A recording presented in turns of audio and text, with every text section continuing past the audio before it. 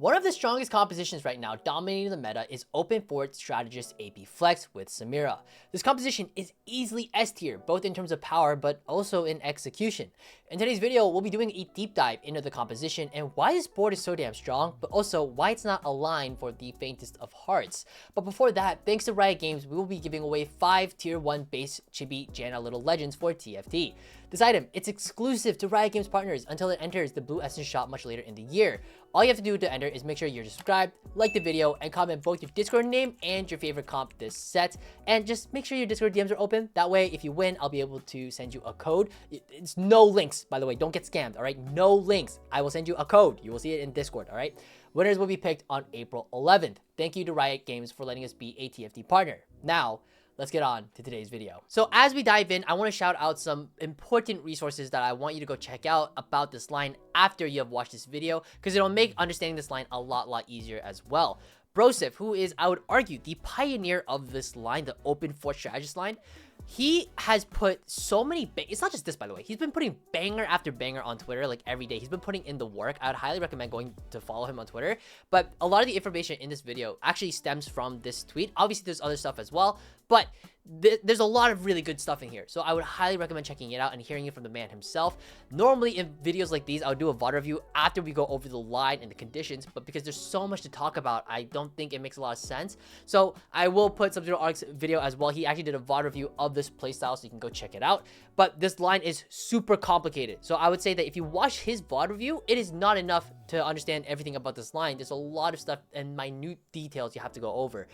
It's very difficult. And again, I would do it myself and do a VOD review, but we're currently right now competing in the Box Bootcamp. I was up here because I was looking at Sub-Zero Arc. I was trying to figure out where he was. We're both Plat 3 at the moment, but I need to be grinding. So I will be streaming all my games, Watanabe_Kai, if you want to go check it out.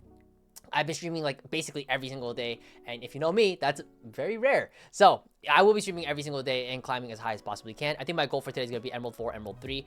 Trying to hit up here with Soju and like everybody else. So we're a little behind, but nothing to really sweat about. But anyways, let's talk about this line, this absolute fucking ridiculous line. So what you are seeing on screen right now are all of the key units on the left side.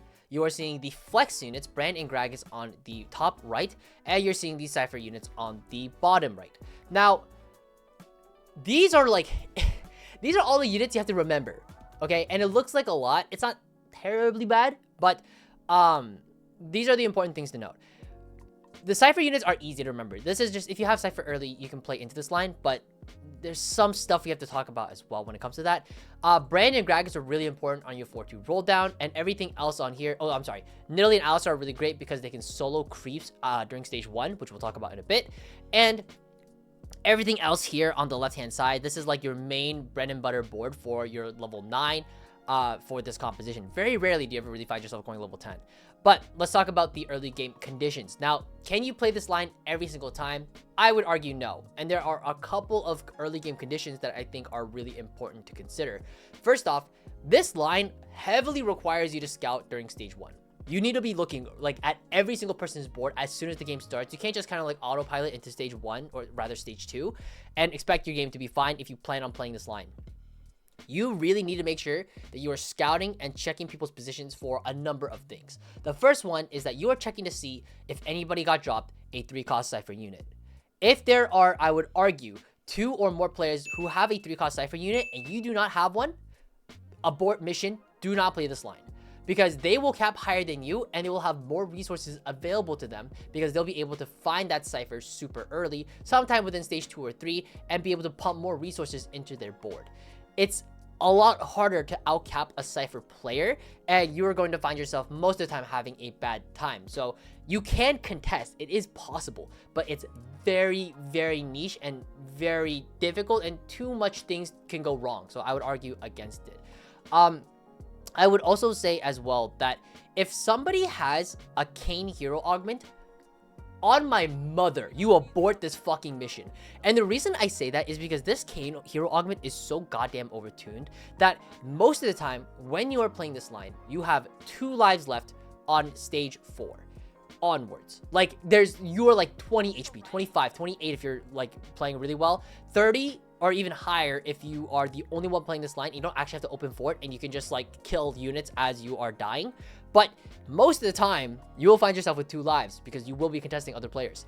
And with that being said, the Kayn hero augment is too punishing during mid to late game that you will lose those 2 lives to the Kayn player, like almost every time, and you will lose it before you are able to stabilize your board heavy enough that you will be able to win out. So I would argue against it. And also, Kayn hero augment has some really weird RNG fights sometimes. So I would really argue against it if you see someone has Kayn hero augment 2-1. Just completely abort mission, play something else. But that is something that you should consider. Another thing as well is if you're scouting and you see players holding Nidalee or Alistar, and that is their only unit on their board, maybe start considering other options. And the reason I say that is because if they're open forting, they will only have Alistar or Nidalee on this specific hex, 3 from the right. The reason I say that is because they basically sold their bench trying to make econ intervals as early as possible, because this line requires a shitload of money and you got to generate it fast. And so what they're doing is basically they're saying, hey, I'm going to open my board and I'm just going to have Nidalee or Alistar on the board. Potentially, if I can get extra econ, I am making intervals faster than you, and I will be snowballing my economy way faster than you can. So if you see like 1 or 2 players already open forting, I would already like advise against this line, because like this line, it's tough, and if you know what you're doing, you can come out on top. But it's like it's hard as shit, man. And if at least one of those other players have their rain on, and chances are they probably do, like you are going to find yourself having a terrible time. So like just be careful of that as well. But those are the general early conditions I think I can think of. I'm going to double check my notes. Yeah, I'm pretty sure we're good. So let's talk a little bit more about the early game as well. So cool. Let's say you have gone into this game, you've scouted around, you don't see anybody else playing Cypher, you have realized that you can open fort, and chances are maybe there's somebody else, there usually is, who's playing the strategist line. But overall, you are sort of chilling. You've realized this is your line, this is your spot, this is how you're going to play the game. You have to sack your board. If you don't have Cypher in, you will sack, and you will continuously sack. And the way you sack your board is, this is sort of like the most optimal, if I would argue, especially during on 2-6 right before neutrals, like where you really want to secure that 5 streak. If you have to put units on your board, this is the best way to sack, because by doing this, you are trapping one of your melee units, and this other melee unit will walk up, and then this will just die first, and then you will have a really, really good time. Sometimes people will sack like this. This is actually technically incorrect. You want to sack like this if you can, putting the melee unit into C1. But then there's some like really like small meticulous like extra shit that I actually don't know. This is like really deep game knowledge that it goes beyond my comprehension at the moment.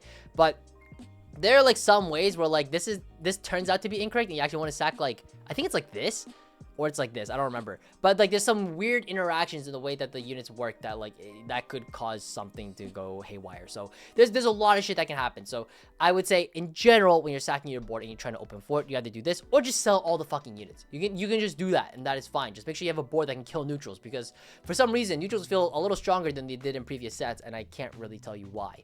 But that is sort of the general game plan, and you're trying to lose streak basically throughout the whole game. You're like actually like lose streak from like 2-1 all the way to like 4-1-3-7 is kind of like when you're lose streaking until, like, you really want to hit that 10 loss if you can. And the reason being is because of itemization. You really want to make sure that your item components and your item economy is heavily reliant and focused on tiers, because the reason being is that this composition is very reliant on Annie having true bis. You cannot really have any other way. You could have like Mana Zane, you could have these other itemizations as well, but realistically speaking, most of the time you're looking at blue buff Nasher Shojin. You have to have this like you have to, like, that is like your whole game plan, is that you are sacking your HP, not just for the economy, but to make sure that you have priority on every single carousel and making sure that you are getting these tiers. Like, tier is like the #1 component that you need to be finding. When it comes to like your 4-1 roll down, you end up having ideally an Annie 2, and this is like, I would argue like non-negotiable. Like, you actually on your 4-1, your 3-7 roll down, and you should be rolling like super fucking early to find these units, because the whole point is that you're investing so much of your HP into your economy that on 4-1 when you roll down, you can hit everything. Annie 2 is integral because this unit is so goddamn contested, and because this line is so popular. And it is, for good reason. It's very strong. But you need to ensure that you hit this Annie 2 unit. It is like of the utmost important that you hit it on like your 3-7 or 4-1 roll down. If you miss Annie 2, you're kind of 8th. Like, there's no other way around it. You've lost the game. Like, I can't stress how important that is. Your frontline is a bit more flexible, and actually your frontline isn't too much of a stressor. Nico is also one of the hardest 4-cost frontliners to hit because of the popularity of this comp and the fact that it fits in some other niche comps like Rengar Executioners. But Mordekaiser 2 can actually work as a really good substitute for your stage 4 into going 9. Gragas 2 if you really need to. Kabuko 1 is fine as well. So like these units can work, and I think it's fine. Just note that if you're playing around Kabuko 1, your backline carry has to be Brand 2 instead of Ziggs 2 because of the way that Cyber Boss works. You can't 3-item your Ziggs unless you have a 3-item Kabuko, right? So like just you have to be a little careful about Cyber Boss. Cyber Boss almost always goes on Kabuko. His CC is way too good and is really good for your front line. But if you miss Nico 2, you can use Mordekaiser 2 instead, and that works really, really well to sustain your front line during stage 4. Brand is important to note as well because he actually enables Street Demon and works as a really great AP item secondary carry if you cannot find that Ziggs 2. So instead, these items can go here. And these units, I would argue, feel pretty equal. Maybe Ziggs is like a hair stronger, but like realistically, like they both feel fantastic. So like I really don't see any reason why you can't just itemize. It's like play whoever you hit really, which is really great. If you do find the legendaries, eventually what's going to happen is that you will, you play Kabuko over the Gragas here like this. You eventually do want to find Samira instead of Brand. You can't play Samira until you have like a good person that can carry this instead, right? Like you wouldn't have Brand 2, Ziggs 1. Oh, excuse me. Sorry about that. But you wouldn't have Brand 2, Ziggs 1, and then, oh, I hit a Samira, and then sell your Brand 2 with like AP carry items. Absolutely terrible idea. If you do that, you are actually throwing the towel. You would hold Samira on your bench until you are able to fit it in. Viego as well is super important for capping out your board, but this unit in particular fits really awkwardly on 8. I've seen some arguments for like if you don't have the Kabuko, let's say you have like the Gragas instead, you could do Viego over Gragas, but like it's really awkward because ideally, unless you have Nico 2, like you kind of want Bruiser for your front line here, and like your front line becomes incredibly flimsy. So it's iffy. So you definitely do want the Gragas on here instead on 8, and then eventually that Viego on to 9. So in general, again, like this is going to be like sort of like your cap out. You do really want to find like Samira items eventually if you can. Samira 2-3 items is going to be the true way you like cap out, but Viego is a really, really strong unit, and those early items on Brand earlier, you can move a decent amount of these like Morello and Rabadons onto Viego. Viego is not too particular about his item set. He does need some level of healing though. Like I would say like Hodge or BT is probably the best thing that you can throw onto him. BT is definitely better, but Hodge is a little more flexible in terms of itemization because, for example, let's say this Brand was holding JG instead. You could do like JG Hodge like this. Oh, excuse me. JG Hodge like this. And those could both be transferred onto Viego, making it a lot easier to play into the Viego and transition items when you're able to find Viego too. But obviously, you should be playing your strongest board at all times, so it's a bit tricky. Like, you'll have to play it by ear and see where things go. Also, Hodge does use up a tier component, which isn't great, so unless you have like a giga overflow of tiers, you kind of won't find yourself itemizing Hodge too often. Hodge could also go on Samira, depends on how things go, but that exists as well. This line, though, again, it's very, very punishing. I think over here, as you can see, this game, this was taken from stream earlier that I was playing. I am 19 HP at 3-6.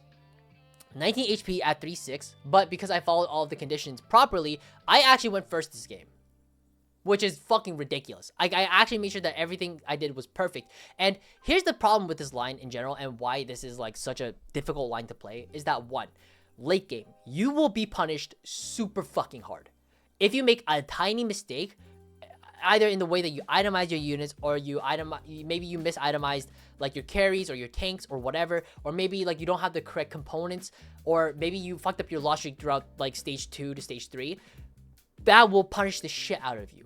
Because, for example, like if you fuck up your streak, you lose so much economy that you could have used to find that NE2, and if you couldn't find your NE2 during your roll down because you fucked up your streak, you're 8th. Like that's it. Game is over. If you miss position, for example, let's say your Kabuko is on the wrong side, or maybe he's tanking first aggro here, but he's like unitemized, and then he dies before casting, you're probably 8th. Like that CC is super important. If your Cyber Boss is on your Ziggs instead of your Kabuko because you have decided that, hey, I just decided to have Cyber Boss on my Ziggs instead for some reason, and they're both unitemized, you're probably 8th. There's so many small things that have to be taken into consideration in this line. Like, for example, there's so many things I can think about, right? Like, let's say you're playing into the Kane hero augment and the Kane guy is here, but your Annie is over here and you can't burst down the Kane fast enough. You're probably 8th. There's so many things that can go wrong when playing this line, and you really need to make sure that when you are playing this line that you are being very, very careful in terms of your scouting, in terms of your itemization. You're being efficient with your turns. Meaning, like, if you are a player who struggles to finish their turn within 1 turn, right? As in, you have XYZ ABC actions that you need to perform, and you cannot finish all those actions within the 30-second time slot, don't play this line, because you will be punished. If you cannot put all of your items onto the correct tanks in times by removing it and throwing from Mordekaiser 2 to Nico 2, or from Nico 2 to Kobuko 2, or whatever it is, if you can't do that within the allotted time frame, you will go 8th. I am telling you this right now. You need to be very quick, very efficient, and it is strongly, strongly important. That's not a correct adjective, but it's super important that your fundamentals are solid when it comes to your positioning and your itemization, and like understanding like what is the difference in the way that you position your units that's going to cause you to win a fight or lose a fight, right? And that goes, again, spreads across everything. The itemization, the way that you itemize your things, etc., right? Like, for example, pop quiz time. What's better, a Warmogs on a Nico or a Crown Guard on Nico? Right? You should know, like, these things. It's Crown Guard, by the way. You should know these things, right? If you're going to play this line, like, small decisions like these matter a lot, right? For example, if you have a tier open throughout the mid game, would you slam a redemption? Fuck no. Because if you did, you were losing a belt for your Nashers and you're losing a tier for your blue buff for Annie. Like you cannot be making mistakes throughout, like, the entire game. This line is heavily punishing. So that is my true warning with that. Obviously, your cap is going to be Kobuko 2, Viego 2, and Samira 2. This is going to be your main tank. Viego 2 is going to hold some type of AP and healing, and Samira ideally has 80 items that you found somewhere later during, like, stage 5, stage 6. Like, it's very rare you're going to find yourself with, like, IE or, like, GS or whatever, and you're already throwing them on, like, a Samira 2. Heavily unlikely.